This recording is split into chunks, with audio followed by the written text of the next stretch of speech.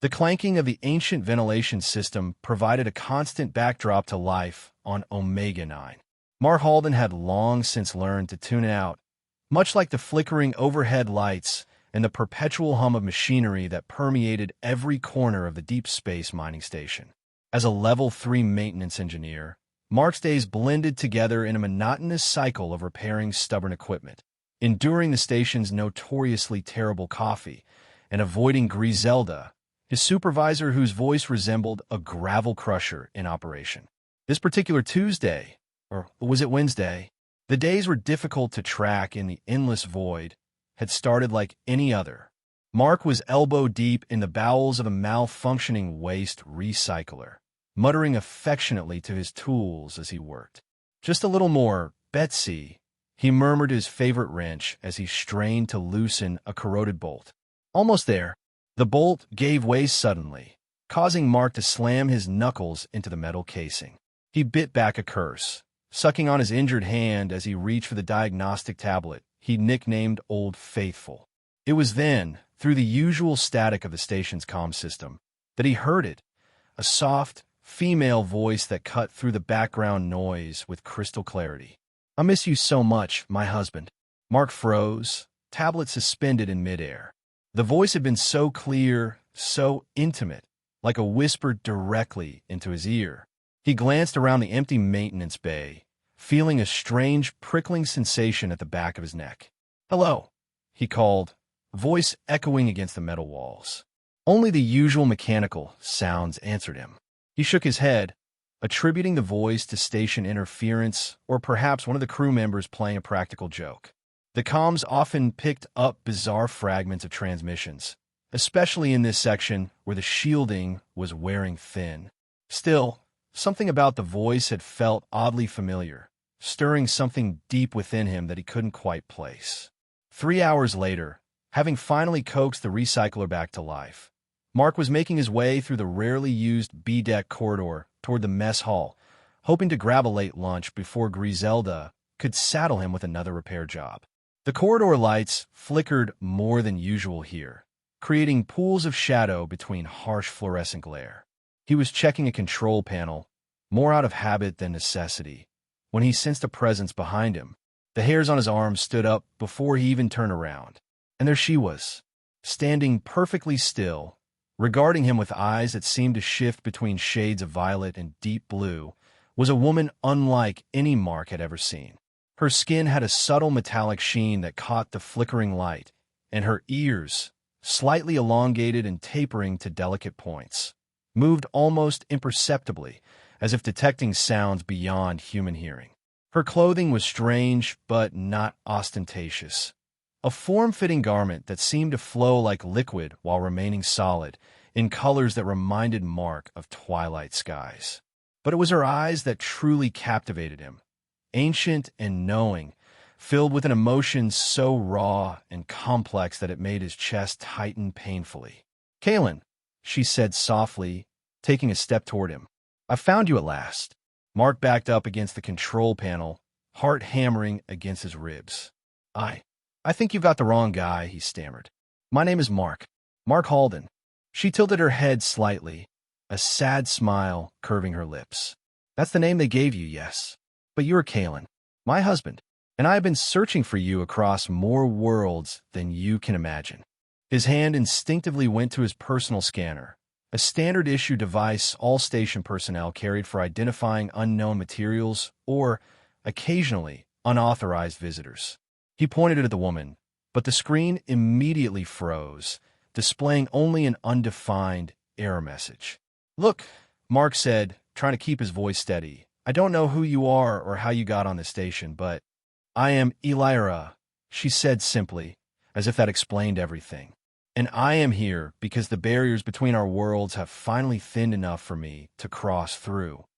She reached out, her fingers stopping just short of touching his face. "The fragmentation event took you from me, scattered your essence across realities. But I always knew I would find you again." Mark swallowed hard, feeling dizzy. Something about her words resonated within him like a struck bell, but his rational mind rebelled against the impossibility of all. "Security scan," he commanded sharply, raising his voice to activate the corridor's automated system. Unauthorized presence. B-Deck, Section 14. The overhead speakers remained silent. No alarm sounded.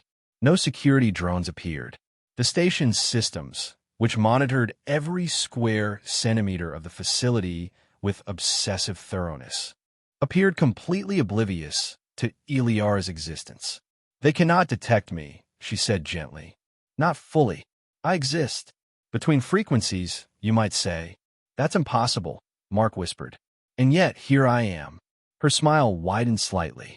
"Just as impossible as the dreams you've been having all your life. Dreams of skies with twin suns, of cities built from crystal and light, of flying without ships, of me." Mark felt the blood drain from his face. He had never told anyone about those dreams. The sound of approaching footsteps broke the tension. Eliara stepped back into the shadows just as two technicians rounded the corner, deep in conversation about reactor efficiency ratings. They nodded to Mark as they passed, giving no indication they had seen anyone else in the corridor. When they had gone, Eliara emerged once more. "How did they not see you?" Mark demanded, voice barely above a whisper. "They saw exactly what they expected to see," she replied cryptically. "Gulme, we should not talk here. There are eyes and ears everywhere, and not all belong to your station systems." Against every protocol and rational thought, Mark found himself following her through the labyrinthine corridors of Omega-9.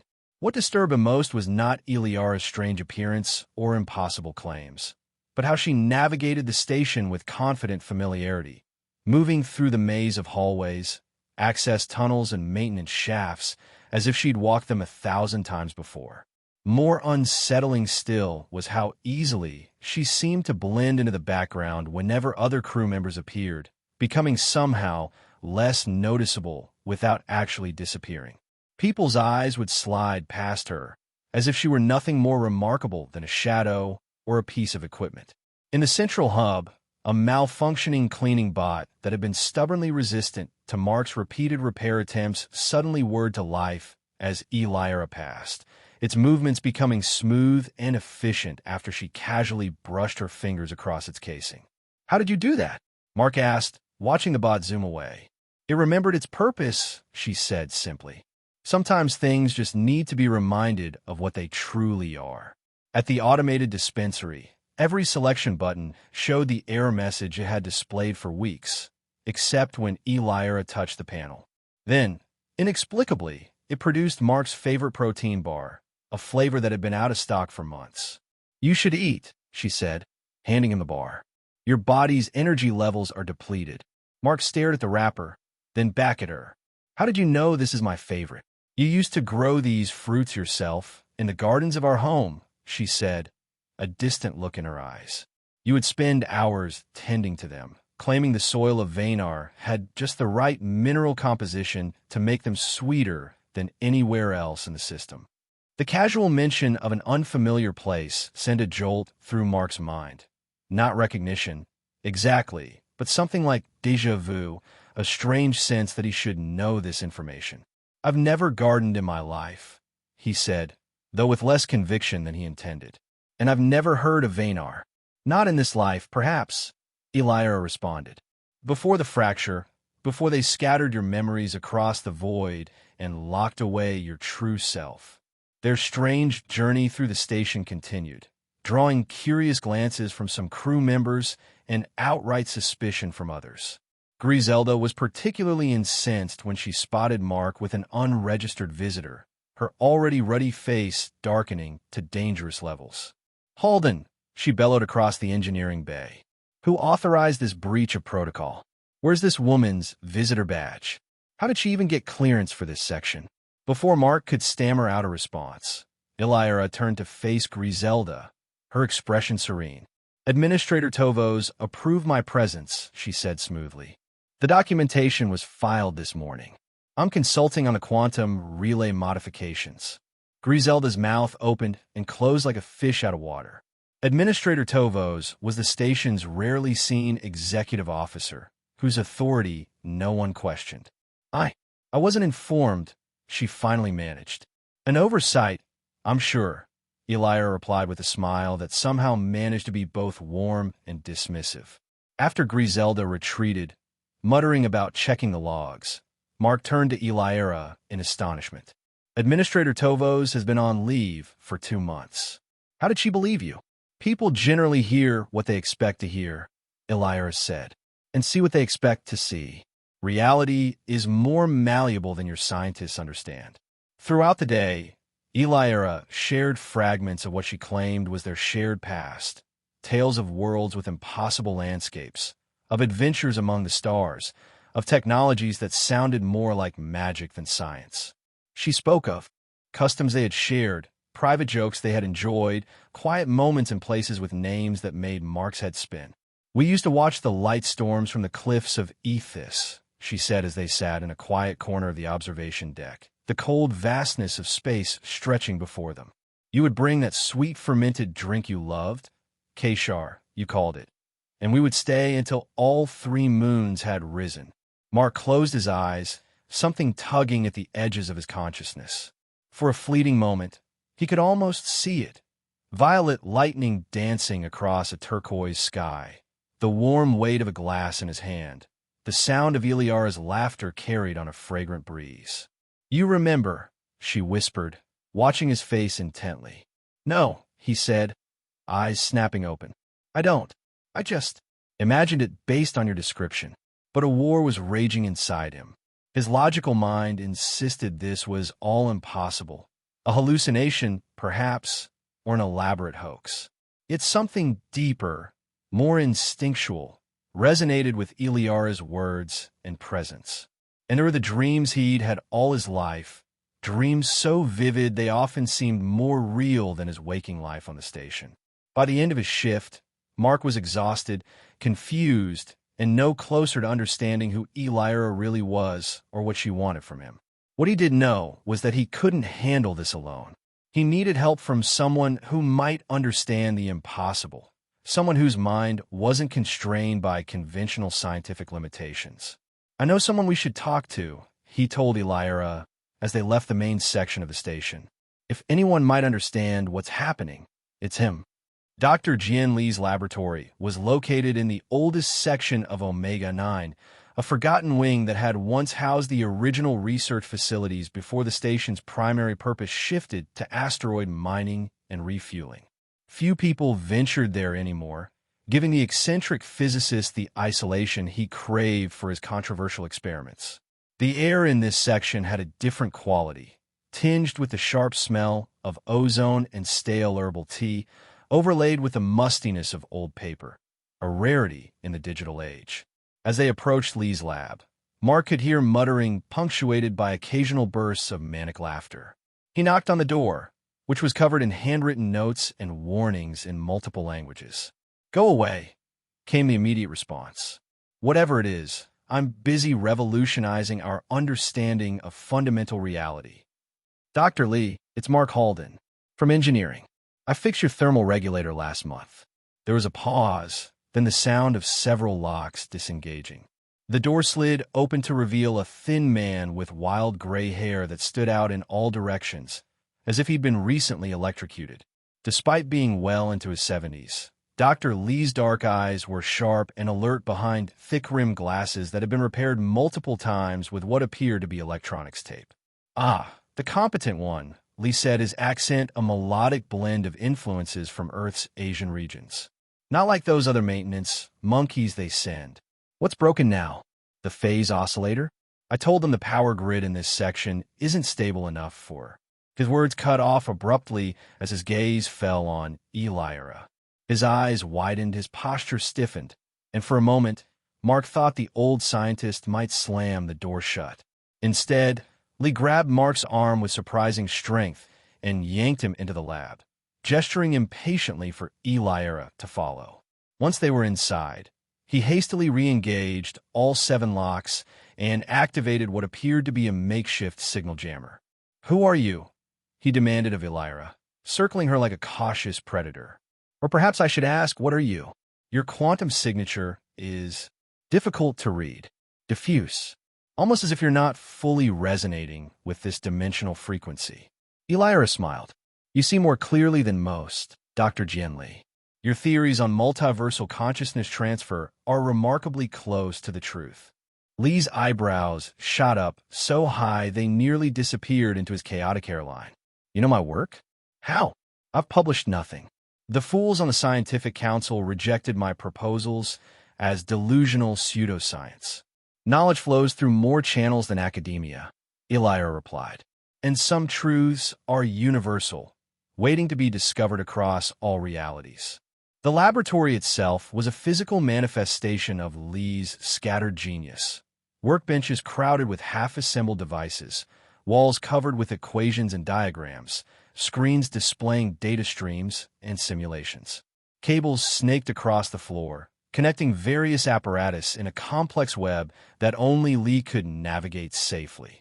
Mark explained their situation as best he could, describing his encounter with Elira, her claims about his supposed past identity, and the strange effects she seemed to have on technology and people around her. Rather than dismissing these claims, Lee became increasingly excited, pacing the room and occasionally stopping to scribble notes or adjust equipment. Fascinating, absolutely fascinating, he exclaimed. This aligns perfectly with my theory of spirit imprinting and memory encapsulation across dimensional barriers. The consciousness is not singular, but multifaceted, existing simultaneously across various planes of reality. Dr. Lee, Mark interrupted, are you saying you believe her? That I could be this Kalen person? Lee stopped pacing and fixed Mark with an intense stare. Young man, the universe is vastly more complex than our limited three-dimensional perception allows us to comprehend.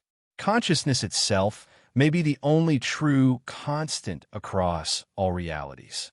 He gestured toward Elira. Your friend here exhibits quantum characteristics that shouldn't be possible within our understood laws of physics. Either she's the most sophisticated holographic projection I've ever encountered, or she represents evidence of cross-dimensional transference. But my memories can be locked, blocked, or stolen, Lee said firmly. The mind is both fragile and remarkably resilient. Under sufficient trauma or external influence, memories can be suppressed so completely that they appear never to have existed at all. Lee suddenly snapped his fingers, his face lighting up with inspiration. The resonance chamber. Of course. He hurried to the far corner of the lab, pulling a dust cover from what appeared to be a modified medical scanner attached to a chair that resembled a dental examination seat. If dental chairs were designed by someone with a fondness for unnecessary lights and exposed circuitry. This is my quantum neural resonance scanner, Lee announced proudly. Technically still in the prototype phase, but it's shown remarkable results in my self-experimentation. Mark eyed the device warily. What exactly does it do? Simply put, it allows access to deeper layers of memory and consciousness by aligning neural patterns with their quantum echoes, Lee explained, already calibrating various settings. If you are indeed this Kalen person existing in a suppressed state, the QNRS might help recover fragments of those original memories. Is it safe? Mark asked, a knot forming in his stomach.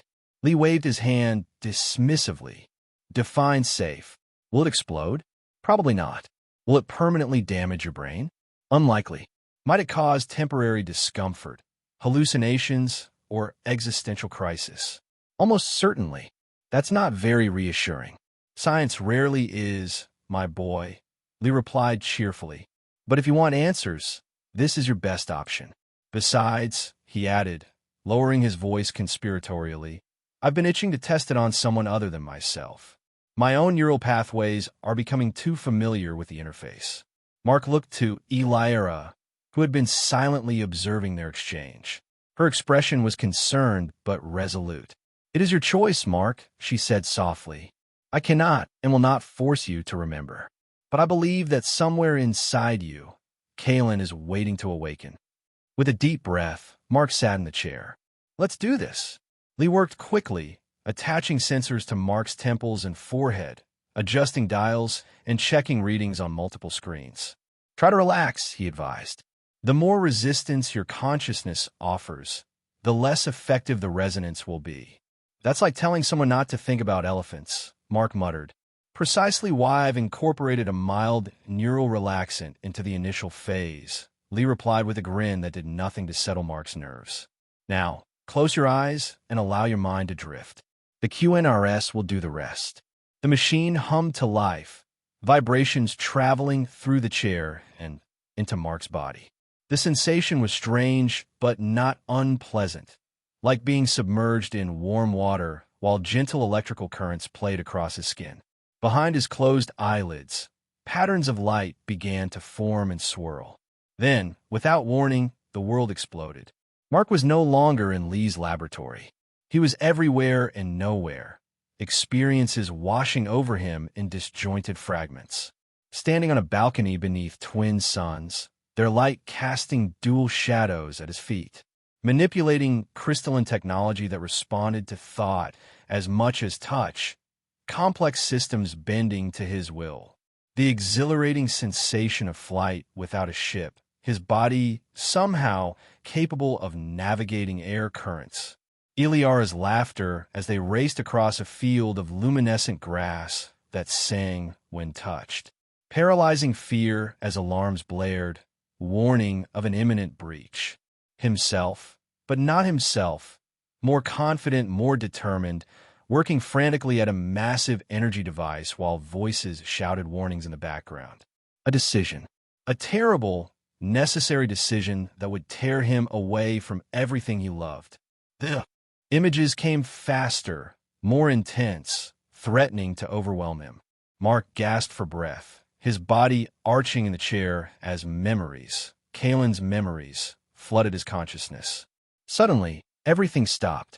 The machine emitted a high-pitched whine, and Lee cursed in several languages as he frantically adjusted controls. "What's happening?"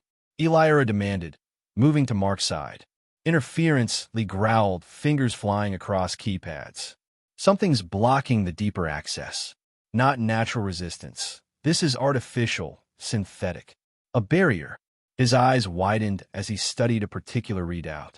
By all the laws of quantum physics, someone has installed a consciousness parasite in his mind. Mark's eyes snapped open, his vision blurry. What? A highly sophisticated neural lock, Lee explained, still working controls. Designed not only to suppress specific memory clusters, but to actively prevent their recovery. And it's sending out a distress signal now that we've tampered with it. As if on cue, alarms began to blare throughout the station. Not the familiar tones of system malfunctions or minor emergencies, but the deep, pulsing wail of the security breach protocol. Red warning lights flashed in the corridor outside. "We've triggered something," Lee said grimly. "Whatever entity placed that lock in your mind now knows we're trying to break it." "The Sentinels," Iliara whispered, her face pale. "They found us." The station's automated announcement system crackled to life. "Attention, all personnel. Security breach in progress. Unknown entities detected in multiple sectors. All personnel return to designated safe zones for identity verification." "This is not a drill. We need to move," Iliara said urgently, helping Mark from the chair. "They'll lock down the entire station, section by section." "Who are they?" Mark demanded, head still spinning from the resonance procedure and the flood of partial memories. "The ones who took you from me," Iliara replied, her voice hardening. "The ones who shattered your consciousness and scattered the pieces across realities to prevent you from completing your work. The Kronos Directorate." Lee was hastily gathering equipment, stuffing components into a battered satchel. "If they're controlling the station's security systems, we're already compromised. We need to reach the maintenance tunnels. They run on separate systems that might still be clean." The laboratory door shuddered as something heavy impacted it from the outside. One of the locks failed with a shower of sparks. "Too late," Lee muttered. "Back exit. Now." He led them to what appeared to be a solid wall, pressed his palm against a specific panel, and whispered what sounded like a mathematical equation. A hidden door slid open, revealing a narrow service passage. "Get in," Lee urged, shoving them forward as the main door buckled under another impact. They barely made it through before the laboratory door gave way entirely. Through the closing hidden passage, Mark caught a glimpse of figures in sleek black armor, faces hidden behind visors that reflected the room's emergency lighting in blood-red gleams. The service passage was dimly lit and cramped, forcing them to move in single file. Lee led the way, his knowledge of the station's original design proving invaluable as they navigated through areas that had long since been removed from official station schematics. The station's undergoing full security lockdown, Mark warned as they passed a status terminal. All automated systems are being transferred to central control for verification. That's not standard protocol. They're taking over, Elira confirmed grimly. The Sentinels are exceptionally skilled at subverting technology. It's how they maintain control across multiple realities. As if to emphasize her point, a nearby maintenance spot suddenly pivoted toward them, its service arms extending into threatening postures as its optical sensors flashed from blue to red. Without hesitation, Mark grabbed a pipe from the wall and smashed the bot's central processor. It collapsed in a shower of sparks. Nice reflexes, Lee commented, eyebrows raised. Mark stared at his hands, surprised by his own actions. I don't know where that came from. Kalen was a warrior as well as a scientist, Elira said softly. Your body remembers, even if your mind does not. They continued through the maze of maintenance tunnels and service corridors, the station growing increasingly hostile around them. Doors sealed automatically as they approached, forcing Lee to override security protocols or Mark to create makeshift bypasses using his engineering tools. Ventilation systems alternately shut down, threatening to suffocate them, or accelerated to dangerous speeds, trying to suck them into the machinery. At one junction, they encountered a security checkpoint where two station guards lay unconscious, their weapons missing. Mark checked their vital signs. They're alive, he reported, just stunned. The Sentinels prefer control to destruction, Elira explained, her tone bitter. Dead bodies create investigations. Controlled minds serve their purposes. They borrowed the guards' access cards and continued deeper into the station's infrastructure. As they moved, Mark felt a strange familiarity growing within him. Not just with the station's systems, which he knew professionally, but with the tactics they were using to evade capture. His hands seemed to know exactly which wires to cross to temporarily disable security cameras, which access panels contained emergency overrides, how to move silently despite the metal flooring. More alarmingly, he found himself leading the way through sections he'd never officially visited, anticipating patrol patterns and choosing routes that somehow evaded the searching Sentinels. You're remembering, Elira observed as he deftly rewired a door mechanism to create a false signal indicating they'd gone in the opposite direction. Not remembering, Mark corrected, though without much conviction. Just knowing. Dr. Lee, panting slightly as he struggled to keep up with their pace, offered his scientific perspective. The resonance treatment likely began a neural reintegration process. Even with the artificial blockages, some pathways are reconnecting. Muscle memory, instinctual responses, procedural knowledge. These often exist in different neural clusters than declarative memories. A station-wide announcement interrupted their progress. Attention.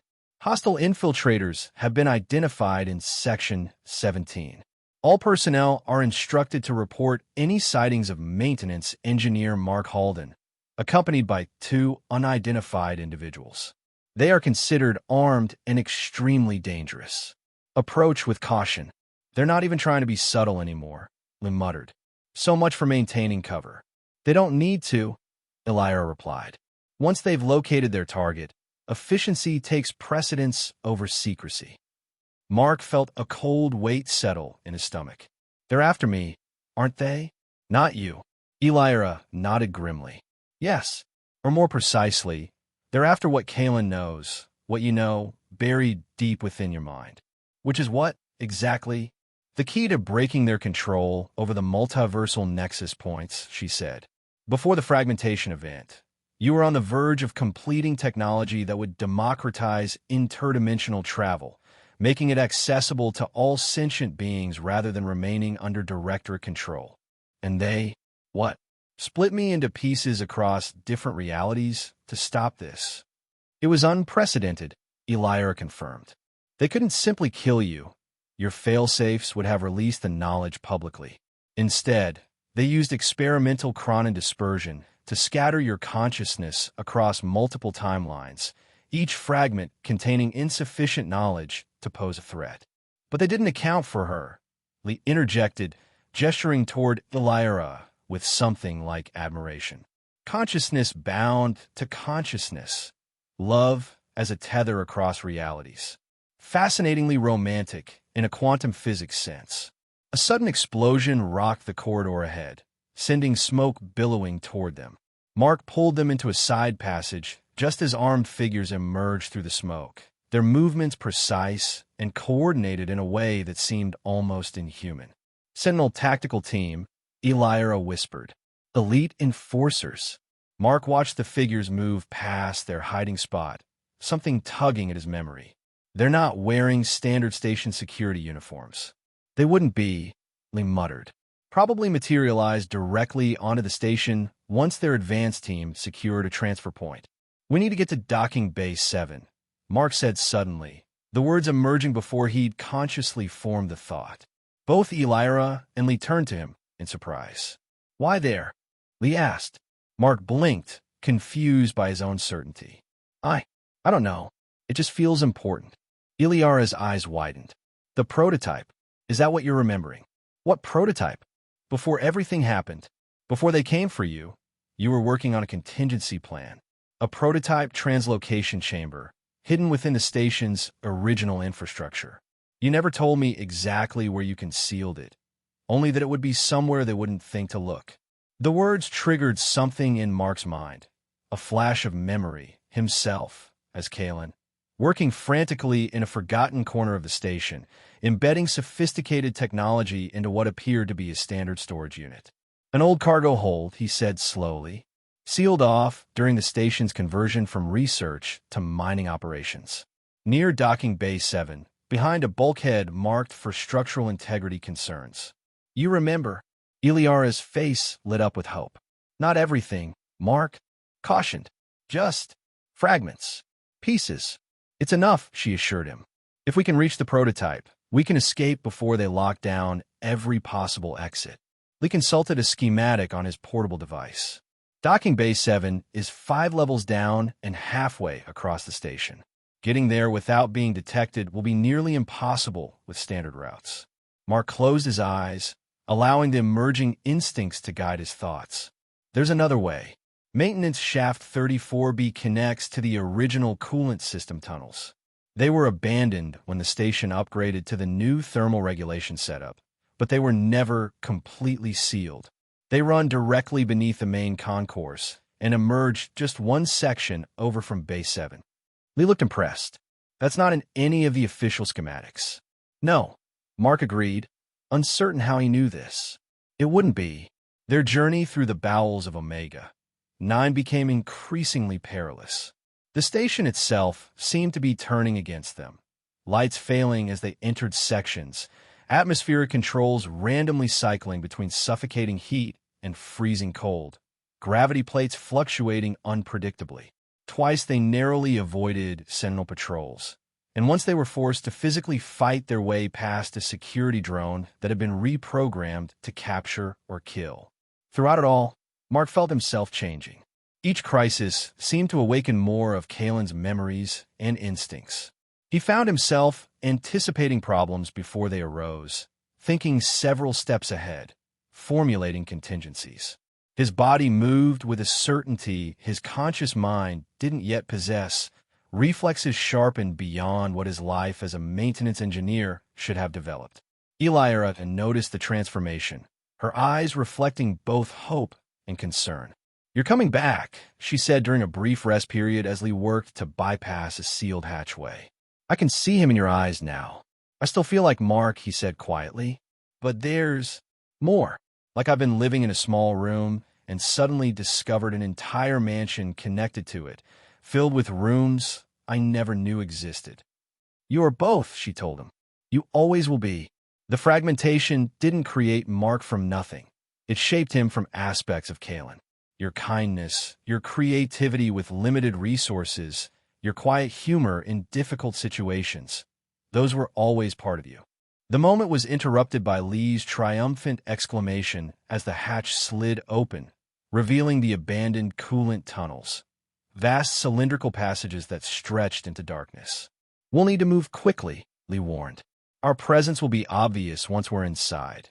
These tunnels have rudimentary motion sensors that were never disconnected from the main system. Mark nodded, retrieving a small tool from his belt that expanded into a portable light source. "Stay close and watch your footing.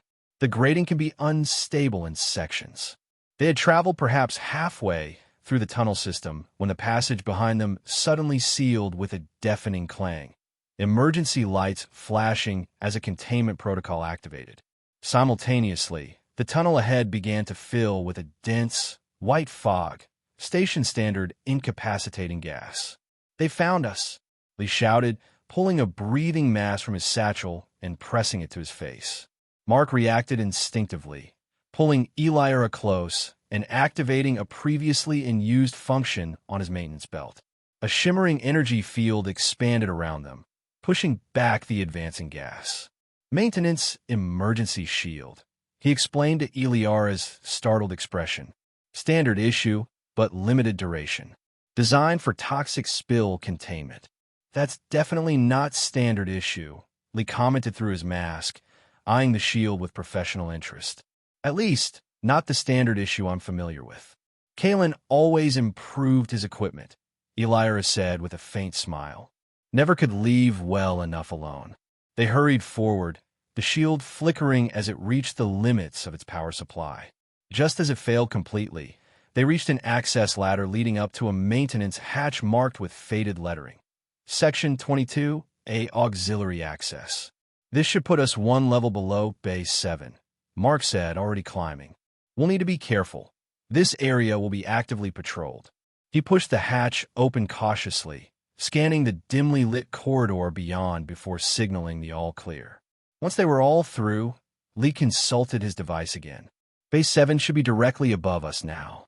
But according to this schematic, there's no access point from this level."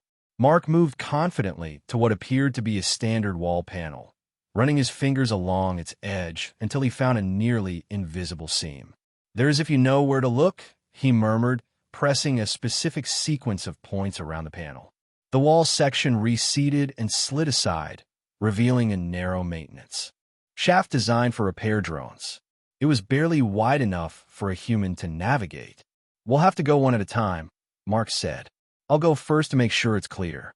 The climb was claustrophobic and difficult, especially for Lee, whose aging body protested the exertion. But eventually, all three emerged into a small antechamber connected to the rarely used docking Bay 7. Mark moved directly to what appeared to be a standard bulkhead, unremarkable except for the faded warning sign indicating structural weakness. His fingers traced a pattern across its surface, following muscle memory rather than conscious thought. "The panel should release with the correct sequence," he muttered, more to himself than his companions. "If I can just remember." His hands moved with increasing confidence, pressing specific points in a complex pattern. For a moment, nothing happened, and Mark felt a flash of doubt.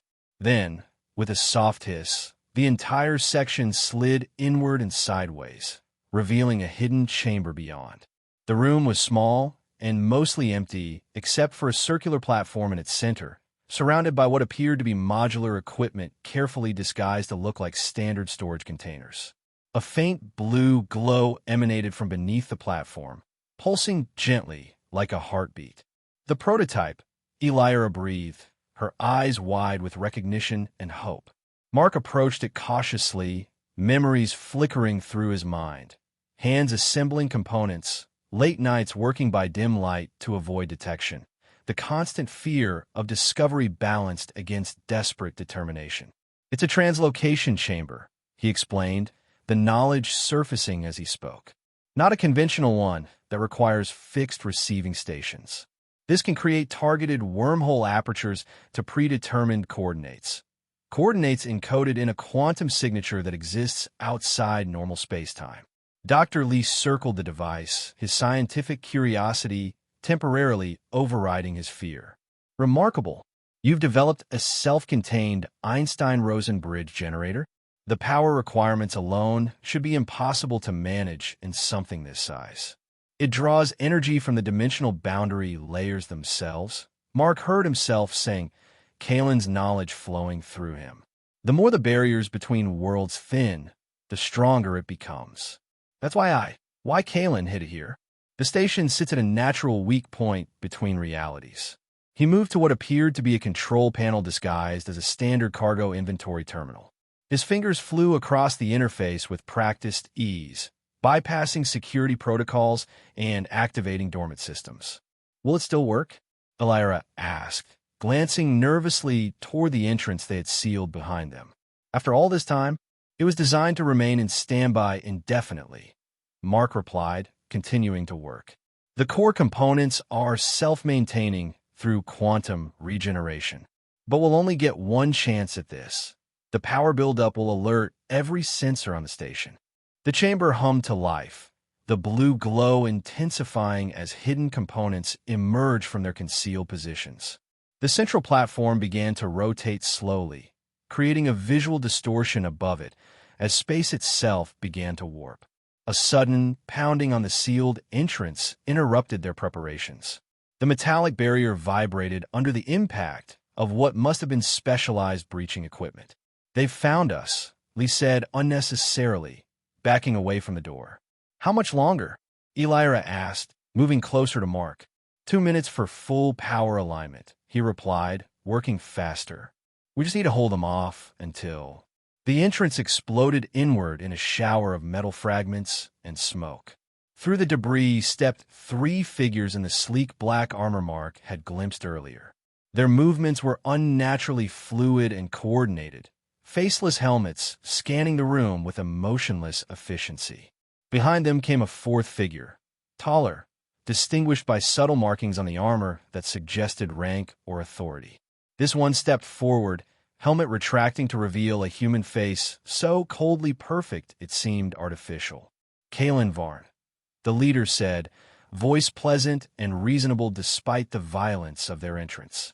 Or do you prefer Mark Halden now? How interesting to see the fragmentation reversal beginning to take effect. Mark positioned himself between the intruders and the translocation chamber, buying time for the startup sequence to complete. Who are you? Commander Terrace.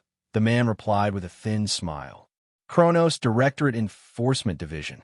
We've been searching for you for quite some time. Across several realities, in fact. His gaze shifted to Elira, though not as persistently as your mate here. Truly remarkable devotion. Elira's expression hardened. You tore apart worlds to stop him. Fragmented a man into pieces rather than allow freedom to spread. Terrace shrugged elegantly. The multiverse requires stability, structure, governance. Allowing unrestricted translocation technology would bring chaos, potentially collapse the very fabric of reality itself. He returned his attention to Mark. You know this. The scientist in you understands the risks. Mark felt the conflict within him.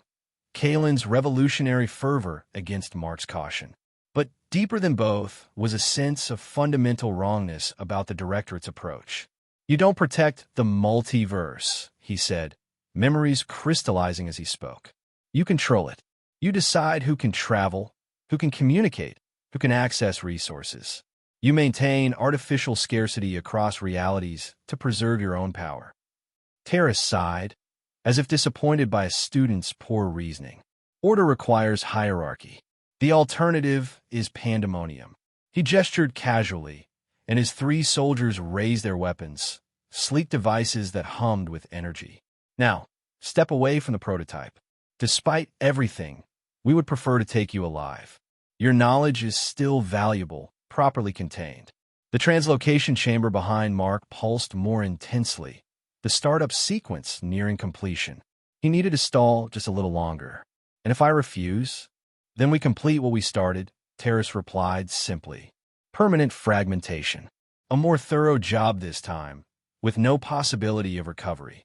Dr. Lee who had been edging around the perimeter of the confrontation, suddenly sprang into action.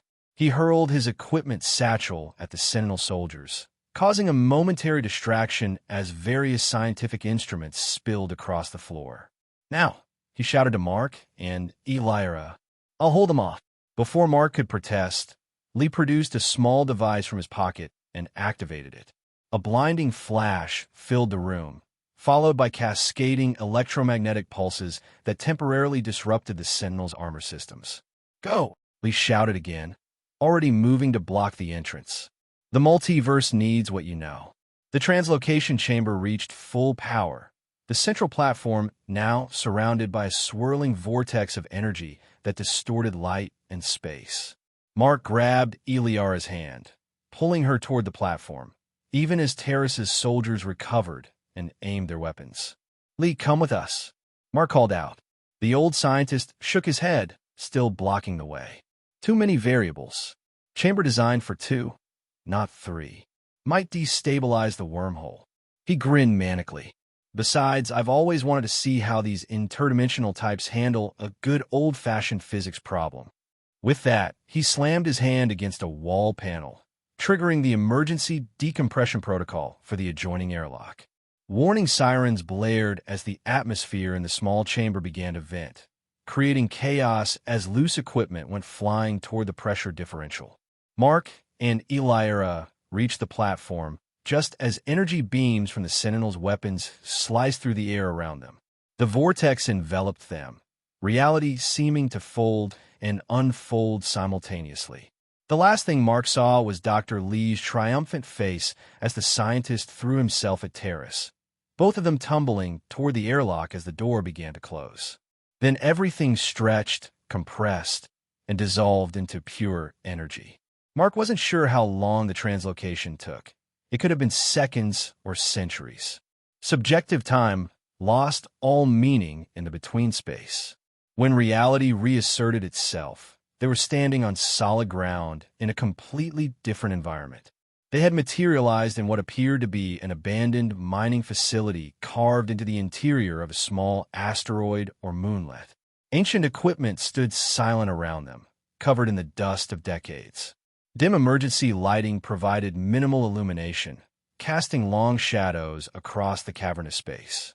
The air was thin but breathable, maintained by automated systems that had continued functioning long after their human operators departed.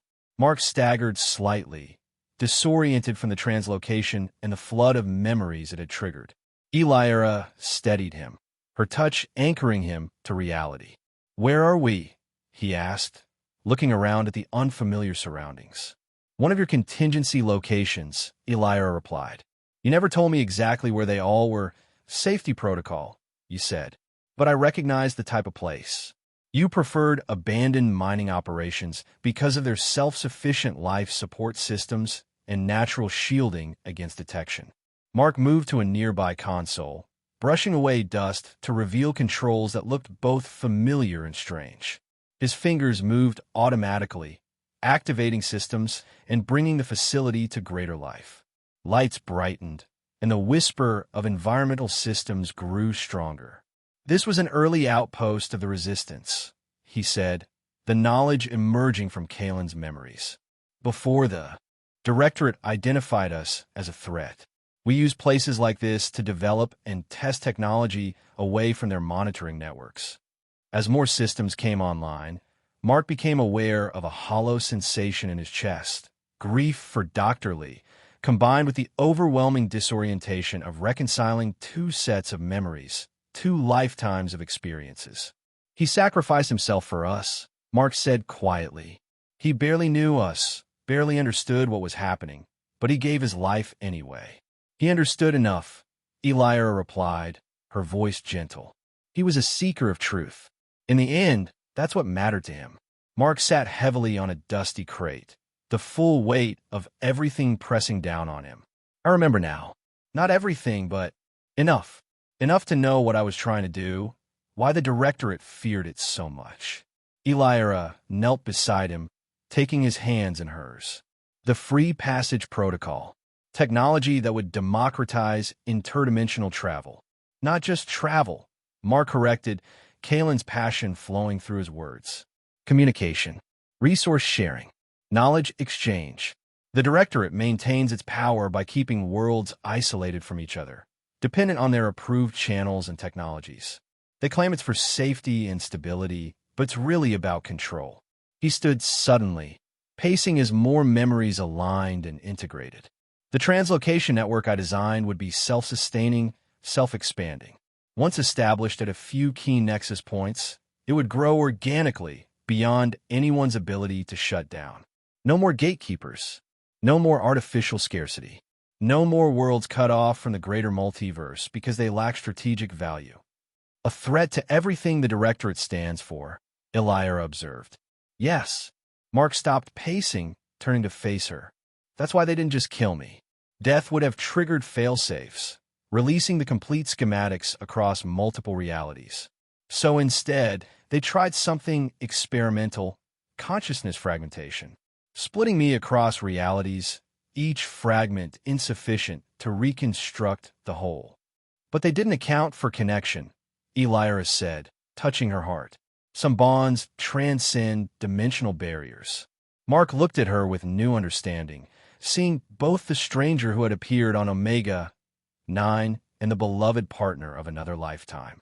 You never gave up. All those years, searching across realities. How could I? She asked simply. You are part of me, as I am part of you. She hesitated, then asked the question that clearly concerned her most. Are you? Which are you now? Mark or Kalen? It was the question he'd been grappling with since the first fragments of memory returned. He considered it carefully before answering. Both. Neither. Something new. He took her hands in his. Mark wasn't artificial. He was part of me, aspects of my consciousness shaped by different experiences, different challenges. His skills, his patience, his way of seeing problems, those weren't implanted. They were always there, just emphasized differently. He continued, working through his thoughts aloud. And Kalen, I remember his determination, his vision, his willingness to challenge authority, but also his arrogance sometimes, his tendency to overlook details in pursuit of the bigger picture. So what does that make you now? Elira asked. Whole, he replied simply, or at least beginning to be. Mark's practicality with Kalen's vision. Mark's patience with Kalen's passion. I'm not choosing between them, I'm integrating them. Elira's eyes shimmered with unshed tears.